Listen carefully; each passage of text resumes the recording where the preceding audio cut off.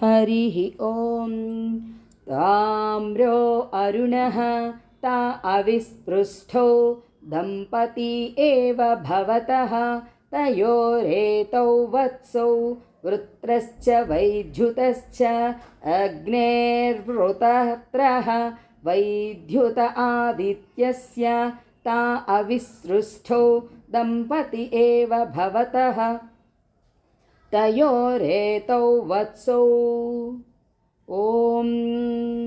उष्मा च निहारश्च वृत्रस्योष्मा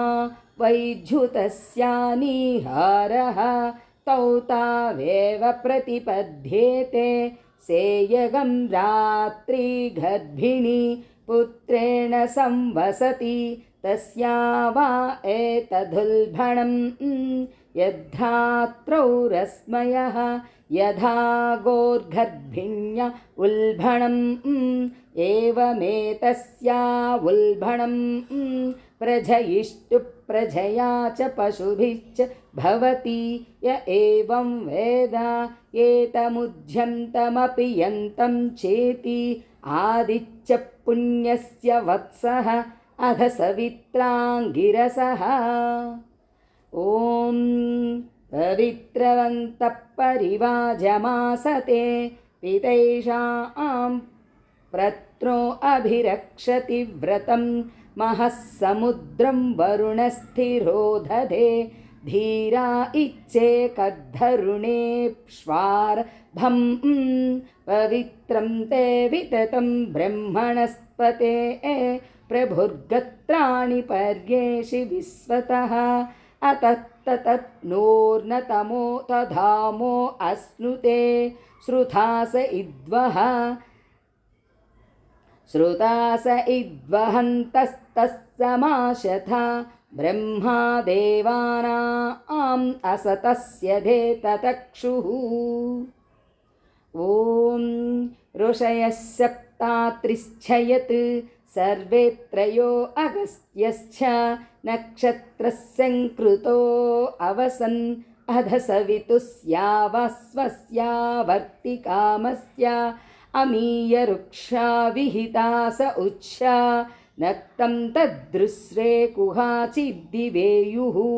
अदब्धानि वरुणस्य व्रतानि विचाकस्यश्चन्द्रमा नक्षत्रमेति तत्सवितुर्वरेण्यं भर्गो देवस्य धीमहि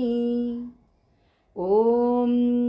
धियो यो न प्रचोदयात् तत्सवितुर्वृणीमहे वयं देवस्य भोजनं श्रेष्ठगं सर्वधातमं तुरं भगस्य धीमहि अपागूहृत सविता तृभीन् सर्वान् दिवो अन्धसः नक्तन्यान्यभवन्धृसे अस्तस्थ्ना सम्भविष्यामः नाम नामैव नाम मे ॐ नपुंसकं पुमागंस्तस्यस्मि स्थावरस्त्योऽस्त्यत जङ्गमः यजेयक्षयष्ठा हे च मया भूतन्यक्यक्षता पशवो मम भूतानि अनुभद्योऽस्महं विभुः श्रियसत्सति त उमे पुंसि आहुः पश्य दक्षण्वान्न विचेतदन्तः कविर्यः पुत्रस्य इमाचिकेता ॐ यस्ताविजानत्सवितुः पिता सत् अन्धो मणिमविन्धत् तमनङ्गलिरावयत् अग्रीवः प्रत्यमुञ्चत् तमजिह्वा असश्चत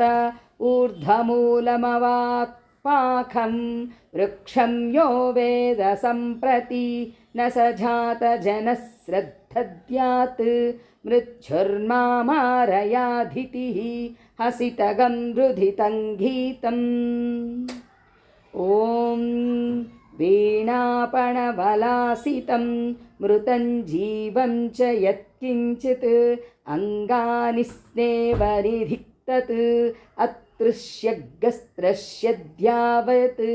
अस्माज्जातमेमिधूचरन् पुत्रो निर्हृत्या वैदेहः अचेता यश्च चेतनः सतं मणिमविन्धत् सोऽनङ्गलिरावयत् सोऽग्रीवः पत्यमुञ्चत् ॐ सोऽजिह्वो असश्चत सैतं मृषं विदित्वा नगरं प्रविशेत् यदि प्रविशेत् मिथोचरित्वा प्रविशेत् तत्सम्भवस्य व्रतम् आतमग्नेरधन्तिष्ठा एका आस्वमेकयोजनम् एकचक्रमेकधुरं वातद्राजिगतं विभो नरिष्यति न व्यधते हरिः ॐ नास्याक्षो यातु सज्जति यच्छ्वेता आन्द्रोहितागं चाग्ने रथे युक्त्वाधितिष्ठति एकया च दशभिश्च स्वभूते द्वाभ्यामिष्ठये विगंसि त्या च तिस्रभिश्च वहसे त्रिगंसता च वियब्धिर्वाय विहिता विमुञ्च सर्वं श्रीकृष्णार्पणम्।